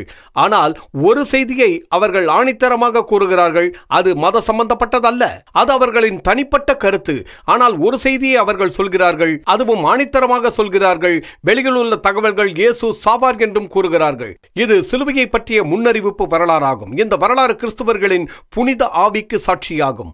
அது மட்டுமல்ல, பைபிளின் உபதேசத்தின்படி அவர்கள் நோயாளிகளுக்காக பிரார்த்திப்பார்கள் என்றும் கூறுகிறது. அவர்களது பிரார்த்தனை வியாதியஸ்தர்களுக்காக மட்டுமல்ல, ஏழைகளுக்கும் உண்டு, பணக்காரர்களுக்கும் உண்டு, முடவர்களுக்கும் உண்டு, குருடர்களுக்கும் உண்டு. கடவுள் சுகப்படுத்துவார். இந்த மக்கள் நல்லவற்றை போதிக்கிறார்கள் என்று உறுதி செய்வார். ஒரு விஷயத்தில் மட்டுமல்ல, நானே கடுமையான முதுகுத்தண்டு நோயால் பாதிக்கப்பட்டு குணமாக்கப்பட்டுள்ளேன். இங்கு டாக்டர்கள் உள்ளனர். அவர்களுக்கே தெரியும் நான் என்ன சொல்கிறேன் என்று. என்க்ளோசிங் ஸ்பாண்டிலைட்டிஸ் சுகப்படுத்த முடியாதது. அது படுக்கையில் கிடத்துவிடும். உங்களால் நடக்க முடியாது. அது வாழ்க்கையை வீணாக்கிவிடும். கிட்டத்தட்ட 16 ஆண்டுகளுக்கு முன் தலைவர்கள் எனக்காக பிரார்த்தித்தார்கள். நான் 7 நாட்களில் படிப்படியாக குணமடைந்தேன். அப்போது நான் மதபக்தி உள்ளவன் அல்ல. நான் சாதாரணமாக இயேசுவை நம்பினேன். பைபிளை பற்றி நெஞ்சத்தால் அறிய மாட்டேன். நான் பைபிளை அந்த காலத்தில் படித்து பார்த்தது கூட இல்லை. அவர்கள் எனக்காக பிரார்த்தித்தார்கள். தேவன் அவர்கள் நல்லவற்றை போதிக்கிறார்கள் என்று ஏற்றுக்கொண்டார். சிலுவை உண்மையானது. தேவன் என்னை சுகப்படுத்தினார். எனக்கு தெரியும். சாவின் உயிர்ப்பித்த மனிதர்களை எனக்கு தெரியும். நீங்கள் என்னிடம் விவாதிக்கலாம். இன்னும் அரை நிமிடங்களே உள்ளன. என்னால் உங்களுடன் விவாதிக்க முடியாது. ஆனால் இன்று மக்கள் எழுப்பப்பட்ட மக்கள் எனக்கே நடந்தது. நான் பாம்பே ஜிம்கானா பகுதியில் நடந்து கொண்டிருக்கையில் ஒரு சிறுமியின் மீது ஸ்கூட்டர் ஏறிவிட்டது. அவளை நான் 2 கைகளால் தூக்கினேன். அவள் இறந்து விட்டாள். சிறு வயதுதான் அவளுக்கு. நான் ஒரு டாக்டரும் அல்ல. அவளுடைய உள்ளுறுப்புகள் இயங்குகின்றனவா இல்லையா என்று என்னால் சொல்ல முடியாது. ஒரு சராசரி மனிதனாக அவள் இறந்தது எனக்கு தெரிந்தது. அவளை நாங்கள் ஹாஸ்பிட்டலுக்கு தூக்கிச் சென்றோம். இடையில் நான் அவளுக்காக இயேசுவின் பெயரால் பிரார்த்தனை செய்தேன். மருத்துவமனையை நாங்கள் அடைந்தோம். அவள் மீண்டாள். மீண்டும் உயிர் பெற்றாள். டாக்டர்கள் அவளை சாதாரணமாக அவதானிப்பதற்காக சென்ட் ஜான் மருத்துவமனையில் வைத்திருந்தார்கள். சரியா? சாவிலிருந்து மீட்கப்பட்டதாக உறுதிப்படுத்தப்படவில்லை. இது உங்களுக்கு தரப்படும் ஒரு உதாரணம். ஆனால் இறந்தவர்கள் தேவனின் பெயரால் உயிர்ப்பிக்கப்படுகிறார்கள் என்பதை உறுதி செய்கிறார்கள். அவர்கள் சாவி வெல்கிறார்கள். அவர்கள் தேவனின் பெயரால் நோயை குணப்படுத்துகிறார்கள். தேவன் சிலுவையில் பலியான இயேசுவின் பெயரால் கிருபை செய்கிறான். நீங்கள் அவர் மீது நம்பிக்கை கொள்ள வேண்டும். தேவன் உங்கள் வாழ்க்கையின் தேவைகளை தருவார். தேவன் தேவைகளை பூர்த்தி செய்வார். இன்று எனக்கு நேரம் கிடையாது. இருந்தாலும் நான் உங்களுக்காக இன்று எனக்கு நேரம் கிடையாது. உங்கள் அனைவருக்காகவும் பிரார்த்தனை செய்வேன். ஆனால் நேரம் இல்லை. ஆனால் வேறு நேரங்களில் வகுப்பறையில், அதாவது அடுத்த சனிக்கிழமை 9 மணிக்கு உங்களுக்காக எனது பாஸ்டர் பிரார்த்திப்பார். இங்கு மட்டுமல்ல, எல்லா தேவாலயங்களிலும் உங்களுக்காக எனது பாஸ்டர் பிரார்த்திப்பார்.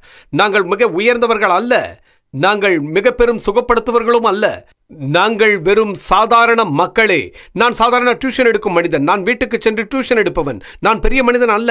என்னுடைய பாஸ்டரும் கூடத்தான். அவர் சாதாரணமாக வாழ்க்கை நடத்துகிறார். அவரது மனைவி மருத்துவமனையில் வேலை பார்க்கிறார். நாங்கள் பெரிய குணப்படுத்துபவர்கள் அல்ல. நாங்கள் நடந்தவைகளை மட்டுமே சொல்கிறோம். ஆனாலும் அது இயேசுவின் பெயரால் நடைபெறுகிறது. பல நேரம் மக்கள் சுகப்படுத்தப்படுகிறார்கள். அது நம்பிக்கையின் அடிப்படையில் தான். அந்த நம்பிக்கை தான் எல்லோருக்கும் தேவை. சிலுவையின் செய்தியை பலவிதமான முறைகளில் தேவன் இங்கே உறுதி செய்கிறார். நன்றி.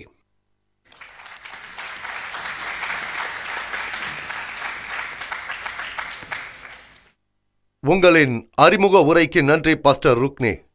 இப்பொழுது 2வது சொற்பொழிவாளர் டாக்டர் ஜாக்கீர் நாயக். டாக்டர் ஜாக்கீர் அப்துல் கரீம் நாயக், வயது 33, பாம்பே இஸ்லாமிய ஆராய்ச்சி மன்றத்தின் தலைவர்.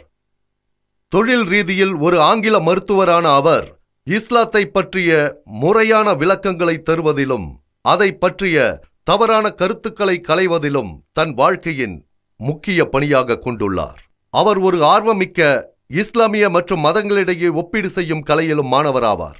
கடந்த 3 ஆண்டுகளில் மட்டும் டாக்டர் ஜாக்கீர் 300க்கும் மேற்பட்ட பகிரங்க சொற்பொழிவுகளை வெளிநாடுகளிலும் மேலும் பல சொற்பொழிவுகளை உள்ளூரிலும் ஆற்றியுள்ளார். அவர் பல மாற்று மத அறிஞர்களோடு கருத்தரங்குகளிலும் விவாதங்களிலும் கலந்து கொண்டுள்ளார். இன்றைய தலைப்பான உண்மையில் கிறிஸ்து சிலுவையில் அறையப்பட்டாரா என்ற தலைப்பில் கருத்துரையாற்ற டாக்டர் ஜாக்கீரை அழைக்கிறேன். டாக்டர் ஜாக்கீர்.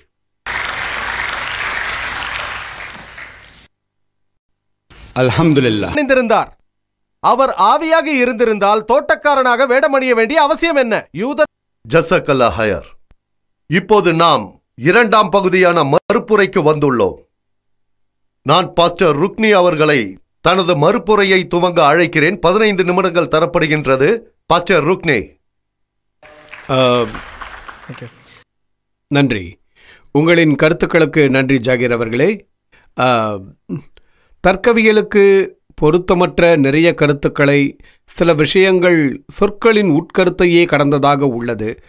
அதிகம் தர்க்கவியலுக்கு பொருத்தமற்றதாக அதை பற்றி கலந்துரையாடவே கடினம் உள்ளதாக இருக்கிறது. ஆயினும் சில கருத்துக்களை நான் அலச வேண்டிய கட்டாயத்தில் இருக்கிறேன். எல்லாவற்றையும் அல்ல, சில கருத்துக்களை மட்டும் இங்கே வைக்கிறேன். காரணம், எனது நோக்கம் இங்கே விவாதம் செய்வதல்ல. எனது நோக்கம் உங்கள் வாழ்க்கையிலிருந்து பாவங்களை அகற்றும் வழிமுறையை தருவதே. நான் இந்த விவாதத்தில் தோற்றுப்போனாலும் கூட சிலுவையில் அறையப்பட்ட இயேசுவே எனது மும்மூர்த்தங்கள், சரியா? ஓகே. முதலாவதாக பைபிளில் குழப்பத்தை தருவதாக சொல்லப்படுவதை பற்றி நாம் பார்ப்போம். பைபிளில் அந்த அளவுக்கு நம்பிக்கைக்குரியதும் உண்மையானதும் ஆகும். அது ஒரு நம்பிக்கைக்குரிய கண்ணாடி போன்றது. எனது முகம் விகாரமாக இருந்தால் எனது கண்ணாடி சொல்லிவிடும், உனது முகம் விகாரமாக இருக்கிறது என்று. நான் அழகிய முகம் உடையவனாக இருந்தால் எனது கண்ணாடி நீ அழகன் என்று சொல்லிவிடும். பைபிளும் அது போன்றுதான். ஆகவேதான் அது இருவகை மக்களுக்கும் பிரதிநிதியாக இருக்கிறது. அது பாவங்களை எடுத்துக்காட்டி அதன் மூலம் இந்த மனிதர்கள் கடவுளுக்கு எந்த அளவிற்கு எதிராக இருக்கிறார்கள் என்பதை காட்டுகிறது. அதே நேரம் கடவுளின் பார்வையில் பிரியமானவராக இருக்கிறார் என்பதையும் காட்டுகிறது. ஆகவேதான் பைபிள் மனித நிலையை சமமாக காட்டும் ஒரு குறியீடாகும். பரிசுத்த பவுல் ஓர் அற்புதமான மனிதர். அவர் என்றும் தவறு செய்யவில்லை என்று நான் உங்களுக்கு சொல்லவில்லை. மற்ற இலக்கியங்களில் பார்த்தால் இஸ்லாத்தினாலும் மற்ற இலக்கியங்களில் மனிதனை கடவுளுக்கு நிகராக காட்டுவார்கள். அந்த அளவிற்கு முழுமையாக எந்த தவறும் செய்யாதவராக காட்டுவார்கள். இயேசு மட்டுமே பாவமற்றவர். இதை நான் ஏன் சொல்கிறேன் என்றால், பவுல் நல்ல கருத்துக்கள் தந்தாலும் அவர் மோசமான மனநிலை உள்ளவர். பரிசுத்தர் போல எனது மூத்த பாஸ்டராக நான் என்றுமே அவரை ஏற்றுக்கொள்வதில்லை. அவர் இந்த பாஸ்டர்களோடெல்லாம் சண்டையிட்டு இருக்கிறார். அவர் பீட்டரோடும் யோவானோடும் சண்டையிட்டுள்ளார். நான் இரு பக்கங்களையும் உங்களுக்கு காட்டவில்லை. இதை போல எத்தனையோ செய்திகள், இன்னும் எவ்வளவோ செய்திகள் இருக்கின்றன.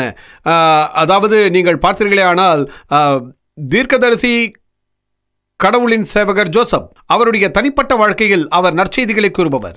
அவருக்கு நற்செய்திகள் பல வந்தன. அவர் கடவுளின் அற்புதமான சேவகர். ஆயினும் அவரிடம் ஒரு பலகீனம் இருந்தது. அதாவது அவர் நற்செய்திகள் மூலம் ரகசியங்கள் பெற்றார் என்பது உண்மையல்ல.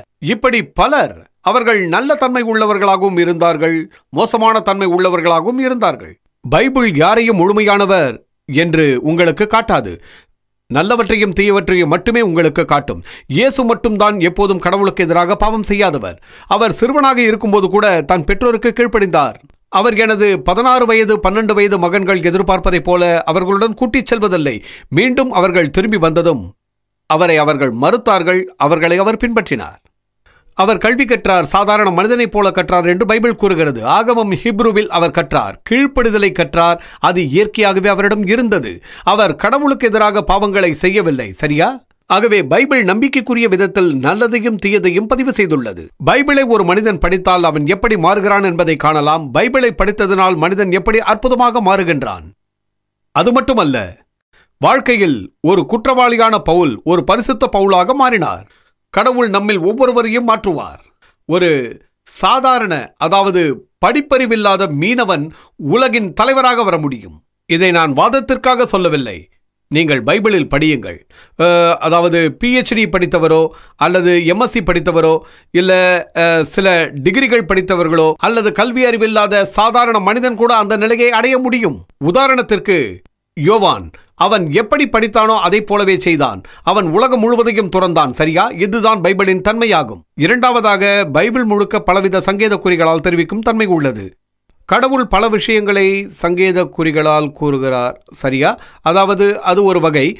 டாக்டர் ஜாகீர் குறிப்பிட்ட ஆங்கில அகராதியில் உள்ள கேபிட்டல் R சிம்பிள் பற்றிய அந்த குறிப்புகளை நான் ஆராயவில்லை. ஆயின் டாக்டர் ஜாகீரின் சொற்களின்படி நான் அறிந்து கொண்டது, கேபிட்டல் R கொண்ட ரெசரக்ஷன் என்பது மீள எழுத்துக்களுக்கான ஒரு எடுத்துக்காட்டாக தரப்பட்டுள்ளது. அதை அவர் தவறாக புரிந்து கொண்டுள்ளார் என்றுதான் நான் நினைக்கிறேன். ரெசரக்ஷன் என்றால் மரணத்திலிருந்து எழுப்புதல் என்பதாகும். உதாரணத்திற்கு இயேசு மரணத்திலிருந்து மீண்டும் உயிர் பெற்று வருவதாகும். கேபிட்டல் R என்பது ஒரு உதாரணத்திற்காக சொல்லப்பட்டது. அதை அவர் தவறாக விளங்கிக் கொண்டுள்ளார். இது ஒரு மத சம்பந்தப்பட்ட கருத்துக்கோள் அல்ல. ஆகவே இதை கிறிஸ்தவர்களாகிய நாங்கள் கேபிட்டல் R இயேசுவின் மீள் எழுதலுக்காகவும் சிம்பிள் Y வேறொன்றின் மீள் எழுதலுக்காகவும் உள்ளதாக கருதவில்லை. அது அதற்கானது என்று நான் நினைக்கவே இல்லை. இப்பொழுது மற்றொரு கருத்தையும் அவர் இங்கே கூறுகின்றார். கட்டளைகளையும் சிலுவையில் அறையப்பட்டது போல கட்டளைகளை மீண்டும் குறிப்பிட்டு பேசவில்லை. அந்த கட்டளைகள் எப்படி தீர்ப்புக்கு உள்ளாகின என்பதை பற்றியும் அவர் இங்கே பேசுகிறார். ஏனெனில் நான் ஒரு பாவி, எனது பாவங்களை எல்லாம் கட்டளைகளின் காரணமாக தீர்ப்புகள் பட்டியல் இருக்கின்றன. அந்த கட்டளைகளை இயேசு கழுவில் ஏற்ற காரணமாகின. ஆகவே இது பைபிள் சிலுவையில் அறையப்பட்டதாகவோ அல்லது கடவுளின் சொற்கள் சிலுவையில் அறையப்பட்டு மரித்ததாகவோ சொல்வது அர்த்தமற்றது, முரண்பாடானது. சட்டம் புனிதமானது, அப்பழுக்கற்றது. இந்த சட்டம் பாவங்களை வெளிப்படுத்தக்கூடியது. ஆகவே பாவ விமோசனம் என்பது பாவங்களை குறித்து வெளிப்படுத்தும். ஆனால் பாவங்களை போக்கவே இயேசு வந்தார். சரியா? ஆகவே கட்டளைகளையும் சட்டங்களையும் சிலுவையில் ஏற்றப்பட்டன, சாபங்கள் சிலுவையில் ஏற்றப்பட்டன மற்றும் கட்டளைகள் வெளிக்காட்டியிருந்த, அதாவது நான் நரகத்திற்கு உரியவன் என்ற தண்டனையும் சிலுவையில் அறையப்பட்டன. இதுதான் இயேசு சிலுவையில் அறைய காரணமாயின என்பதை நீங்கள் அறிவீர்கள். சாபமே சிலுவையில் அறையப்பட்டது. இயேசு சாபத்தை தன்மீது ஏற்றுக்கொண்டார். முழு பைபிளிலும் இயேசு மரணித்து மீண்டும் வந்தார் என்று சொல்லப்படவில்லை என்று டாக்டர் ஜாகீர் கூறினார். அதை கேட்டு நான் அதிர்ச்சி அடைந்தேன். அதை பைபிளில் அடையாளம் காட்ட எனது பாஸ்டருக்கு 1 செகண்ட் தான் தேவைப்பட்டது. சிலவேளை நீங்களே வாசித்திருக்கலாம். மேலும் உதாரணமாக மத்தேயு அதிகாரம் 28 வசனம் 6 அதை படியுங்கள்.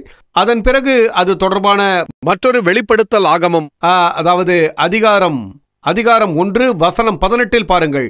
கிறிஸ்து ஆவியானவர் என்பதை தெரிந்து கொள்வீர்கள். நான் இறந்தேன், ஆனால் உயிரோடு இருக்கிறேன். நான் இறந்திருந்தேன், இப்போது உயிரோடு இருக்கிறேன். இதில் எந்த தத்துவார்த்தமும் இல்லை.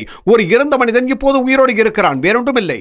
இதில் வார்த்தைகளில் விளையாடவோ அல்லது கிரகிக்கவோ வேலைகளோ எதுவும் இல்லை. அடுத்த விஷயம், இயேசுவை போலவே ஒருவர் இருந்தமையால் குழப்பமடைந்தார்கள் என்று அவர் கூறினார். புதிய மெய்க்காப்பாளர் பற்றிய நிறைய மர்மங்கள் இருக்கின்றன. கிறிஸ்துவை போல ஒருவர் இருந்ததாக அதை பற்றி சிறிது வெளிப்படுத்தப்பட்டது. முதலாவதாக, இயேசு 2 சுவர்களுக்கிடையே நடந்தார். கதவுகளோ மூடியிருந்தன. அவர் நடக்கையிலே புதிய உடம்பு இயற்கையை மீறி செயல்பட முடிந்தது. அது மட்டுமல்ல, அவரால் தன்னை மறைத்துக் கொள்ளவும் முடிந்தது. இதோ பாருங்கள், இயேசு சாவிலிருந்து மீண்டெழுந்த பின் தனது 2 சீடர்களோடு நடந்து வருகிறார். அவர்களது எல்லா கண்களும் அவரை அடையாளம் காணாதபடி மறைக்கப்பட்டு இருந்தது. பிறகு அவர் அவர்களுக்கு விளக்கம் சொன்னார். வேத நூலில் காணப்படுகிறது. அவர்களுக்கு விளக்கினார். வேதத்தில் காணப்படுகிறது. பிறகு அவர் வீட்டுக்கு வந்தார், ரொட்டியை பீத்தார், கண்கள் திறக்கப்பட்டன என்று இயேசு கூறுகிறார். மேரி மகதலின் மட்டும் அவரை அடையாளம் காணாமல் இல்லை. அவர்களுக்கு சொல்லும் வரை அவர்கள் அவரை அடையாளம் காணவில்லை. இது எதை காட்டுகிறது? அவரது உடம்பு விசேஷ மாற்றமுடைய, தன் உருவத்தை மாற்றக்கூடிய தன்மை உள்ளதாக இருந்தது. அவர் எதற்காக தனது கரத்தை காட்டினார்? அவர் தனது கரத்தில் இருந்த ஒரு விசேஷத்தை அவர்களுக்கு காட்ட விரும்பினார். அவருடைய கரத்தில் ஒரு ஓட்டை இருந்தது. அவர் சொன்னார், நான் தான் இயேசு. இந்த காயத்தை பாருங்கள், நான் தான் இயேசு. சொன்னார், நான் தான் இயேசு என்றார். அவர் கரத்தை காட்டினார், மறுபக்கமும் காட்டினார். ஏனெனில் படை வீரர்கள் இருபக்கமும் கிழித்திருந்தார்கள். பாருங்கள், நான் தான் இயேசு, வேறு யாரும் அல்ல என்று சொன்னார். இந்த உடம்பு எனக்கு தரப்பட்ட சிலுவையின் அடையாளத்தை கொண்டிருக்கிறது என்றும் கூறினார். இது புதிய உடம்பு, ஆனால் உடம்பின் எல்லா பாகமும் ஒரே மாதிரியாக இருந்தன. புதிய உடம்பின் மர்மங்களை நாங்கள் அறிய மாட்டோம். ஆயினும் அது தெய்வீகமான உடம்பு என்பதை நாங்கள் அறிவோம். அது ஒரு புதிய மகிமை உடையது. அது ஒரு மகத்தான மகிமை பொருந்தியது. நீங்கள் கேட்கலாம், சகோதரர் ருக்னி சாவிலிருந்து மீண்டெழுந்த நேரம் அவரை நீங்கள் அடையாளம் காணவில்லையே என்றும் கேட்கலாம். நீங்கள் கேட்பது புரிகிறது. உதாரணத்திற்கு ஒன்று சொல்கிறேன். நான் இப்போது, அதாவது ஒரு சுவரில் நடந்து கொண்டே செல்கிறேன். எனது உடம்பில் காயங்கள் உண்டாகின்றன. அந்த காயங்களை நான் உங்களிடம் காட்டுகிறேன். இதுதான் எனது அடையாளம் என்பதாக அதை நீங்கள் நினைவில் கொண்டு வருவீர்கள். இயேசு விசேஷமாக சொல்ல முயன்றார். அவர் அதை மட்டும் சொல்லவில்லை. அடுத்ததாக, இரண்டாவதாக, அந்த கல்லறை பெரியதாக இருந்ததை பற்றி குறிப்பிடப்பட்டது. அது பைபிளில் தெளிவாக இருக்கின்றது. அது ஒரு செல்வந்தருக்கு சொந்தமானது. ஒரு பணக்காரர் மலிவான சின்ன அறைக்கு போக மாட்டார். தன் முழு குடும்பத்திற்கும் வைத்திருந்தார். இயேசு கல்லறையில் வாழ்ந்தார் என்பது ஒரு கேள்வி அல்ல. நீங்கள் கல்லறையில் சென்று வாழ்வதில்லை. அவர் அதில் வாழவில்லை. அது அவர் வாழ்வதற்குரிய பொருத்தமான இடமும் அல்ல. இது தெளிவாக குறிப்பிடப்பட்டுள்ளது.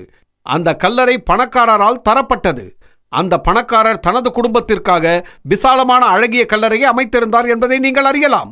இரண்டாவதாக, உங்களுக்கு நினைவுபடுத்த விரும்புகிறோம், ஆபிரகாம் காலத்திலிருந்து மரணித்தவர்களை குகையில் அடக்குவார்கள், மண்ணில் அல்ல. சில சந்தர்ப்பங்களில் மண்ணில் புதைத்திருக்கிறார்கள், சில நேரங்களில் அடக்கியும் இருக்கிறார்கள். ஆனால் அதிகமாக குகையில் தான் அடக்குவார்கள். ஆபிரகாமும் அவரது மனைவி சாராவும் கல்லறையில் தான் அடக்கினார்கள். அது ஒரு குகைதான். அவர்களை மண்ணில் அடக்கவில்லை. ஆக இந்த பணக்கார மனிதர் ஒரு கல்லறை குகையை தந்தார். அந்த பணக்கார மனிதனுக்கு தோதுவானதாக அது மிக பெரியதாக இருந்தது. அடுத்து, ஏன் அந்த கல்லறை திறக்கப்பட்டிருந்தது என்று நீங்கள் கேட்கலாம். இதற்குரிய விடை மிக எளிதானது. அது கடவுளின் வானவரால் திறக்கப்பட்டது என்று மிக தெளிவாக குறிப்பிடப்பட்டுள்ளது. அவர்களில் ஒருவர், நான் நினைக்கிறேன் மேரி மகதலினோ அல்லது வேறு யாருமோ, சக்தியுள்ள வானவர் வந்தார், கற்களை அகற்றினார். அப்போது பூமி நடுங்கியது. அப்போது 2 படை வீரர்களும் பயத்தால் மயங்கி விழுந்து செத்தவனைப் போல கிடந்தனர். வானவர் அந்த 2 பெண்களிடமும் சொன்னார், நீங்கள் பீதி அடையாதீர்கள். இது உங்களை பீதியடைய வைப்பதற்கு இல்லை. அது சில காரணத்திற்காக நான் என்னுடைய சொந்த சொற்களில் கூறுகிறேன். இது உங்களை பயமுறுத்த அல்ல, அதனுள் இயேசு இல்லை என்பதை காட்டுவதற்காகவே. பாருங்கள், அந்த கல்லறை காலியாக இருக்கிறது. அந்த கல் அகற்றப்பட்டது. அந்த உடம்பு கல்லறையில் இல்லை என்பதை அவர்களுக்கு உறுதிப்படுத்தவே அந்த கல் அகற்றப்பட்டது. அவரின் உடல் அதன் உள்ளே இல்லை. ஆம், உள்ளே உடல் இல்லை. அது மட்டுமல்ல, மையத்தை போர்த்தும் உடைகள் அவருக்குரியதல்ல. மையத்தை போர்த்தும் துணிகள் இப்போதெல்லாம் வெண்மை நிறத்தில் போர்த்தப்படுகிறது. அந்த காலங்களில் எப்படியோ எனக்கு தெரியாது. அது அவருக்கு பொருத்தமானது இல்லை. அது ஒரு பக்கத்தில் ஓரமாக தள்ளி கிடந்தது. ஆகவே சம்பந்தப்பட்ட அந்த கல்லறை மிகப்பெரியதாக இருந்தது. சரியா? இனி அடுத்ததாக பார்ப்போம். அடுத்த விஷயம் யோனாவை பற்றியது. மற்றொரு தீர்க்கதரிசியான யோனா இயேசுவை போல திமிங்கலத்தின் வயிற்றில் 3 நாட்கள் இருந்தார் என்றெல்லாம் சொல்லப்பட்டது. இயேசு கூறவில்லை, நான் திமிங்கலத்தின் வாயில் மாட்டுவேன் என்று அவர் சொல்லவில்லை. நான் திமிங்கலத்தின் வாயில் மாட்டுவேன், அது என்னை 3 நாட்கள் கடலில் வைத்திருக்கும் என்று அப்படி அவர் என்றுமே சொன்னதில்லை. அவர் நானும் யோனாவை போல 3 நாட்கள் பூமியின் அடியில் இருப்பேன் என்று ஒப்பீடாக மட்டுமே கூறினார். ஆம், ஒப்பீடாகத்தான் அதை கூறினார். இதை நீங்கள் வெளிப்படையாக எடுப்பதாக இருந்தால் இயேசு மீனின் வாய்க்குள் செல்ல வேண்டும். ஆனால் அப்படி ஒரு சம்பவம் நடந்ததாக எங்குமே குறிப்பிடப்படவில்லை. இல்லை, அவர் கல்லறையில் அல்லவா இருந்தார். அது மயான பூமி, மக்பர்ஸ்தான் என்று அறியப்படுவது. அது ஒரு ஓமை. யோனா 3 நாட்கள் திமிங்கலத்தின் வயிற்றில் இருந்தார். நானும் 3 நாட்கள் கல்லறையில் இருப்பேன் என்று மட்டுமே அவர் சொன்னார். அது மட்டுமல்ல, அடுத்ததாக 3 நாட்கள் அவர் உயிர் தெழுந்ததாக பைபிளில் கூறப்பட்டுள்ளது. அது 24 மணி நேரமா, அதாவது இத்தனை நிமிஷம் இத்தனை செகண்ட் என்றெல்லாம் அதில் குறிப்பிட்டு கணக்கிடப்படவில்லை. ஆகவே அவர் 1 மணி நேரத்திற்கு முன்பாக உயிர் தெழுந்தாரா அல்லது அதற்கு முன்பாக உயிர் தெழுந்தாரா என்பதெல்லாம் இல்லை. அவர் எப்போது உயிர் தெழுந்தார் என்று குறிப்பிடப்படவில்லை. சாதாரணமாக அவர் அதிகாலை சென்றார். நேரம் குறிப்பிட்டு சொல்லப்படவில்லை. கடைசியாக எனக்கு தரப்பட்ட நேரம் முடிவடைவதாக நினைக்கிறேன். இறுதியாக நான் உங்களுக்கு ஒரு குறிப்பை சொல்ல விரும்புகிறேன். அது பைபிளில் எழுதப்பட்டுள்ளது. இயேசு மரணத்திற்கு பின் மீண்டெழுந்ததை கண்டவர்கள் சிறப்புரிமை பெற்றவர்கள். அவர்கள் எல்லோரும் அல்ல, 500 பேர்கள் மட்டுமே. 12 அல்லது 120, மொத்தம் சுமாராக 500 பேர் மட்டுமே. அந்த 500 பேர் மட்டுமே அந்த காட்சியை பார்த்தார்கள் என்று நம்பப்படுகிறது. அந்த முழு யூத சமூகமும் அவர்கள் தன் நம்பிக்கை கொள்ளாததினால், நம்பிக்கை அற்றதினால், கடவுளின் நோக்கத்தை மறுத்ததினால் அவர்கள் இயேசு மரணத்திலிருந்து மீண்டெழுந்ததை பார்க்கும் சிறப்புரிமையை பெற தகுதியற்றவர் ஆனார்கள். இயேசு மரணத்தில் உயிர் தெழுந்த பின் அவர்கள் அவரை பார்க்கவில்லை. ஆகவே நீங்கள் உங்கள் நெஞ்சத்தை கடினமாக்கிக் கொண்டு அந்த நம்பிக்கையற்றவர்களின் பின்னால் செல்லாதீர்கள். ஏனெனில் கடவுள் உங்களுக்கு வெளிப்படுத்தியுள்ளார். நீங்கள் நம்பிக்கையின் பக்கம் சென்றால், நம்பிக்கையின் சொற்களை ஏற்றுக்கொண்டால், இலகுவான நம்பிக்கை, பரிசுத்தமான நம்பிக்கை, அவரை கடவுளின் அன்பளிப்பாக ஏற்றுக்கொள்ளுங்கள். அவர் உங்களுக்கு எல்லாவற்றையும் வெளிப்படுத்துவார். நீங்கள் உங்களில் கடின சித்தமுள்ளவர்களாக இருந்தால் அது உங்கள் கையில் உள்ளது. இளகிய நெஞ்சமுடையவர்களாக இருங்கள். நீங்கள் பாவத்திலிருந்து மீட்சி பெறுவீர்கள். நேரம் வந்தால் மரணத்திலிருந்து மீண்டெழுவீர்கள். கடவுள் இன்றிரவு உங்களுக்கு காட்சி அளிப்பார். நன்றி. 1 நிமிடம் முன்பே முடித்ததற்கு நன்றி பாஸ்டர் ருக்னி அவர்களே. இப்போது நான் டாக்டர் ஜாக்கீர் அவர்களை தனது மறுப்புரையை 15 நிமிடங்களுக்குள் முடிக்குமாறு அழைக்கிறேன். Hi viewers, thank you for watching. Please like and subscribe my channel, please.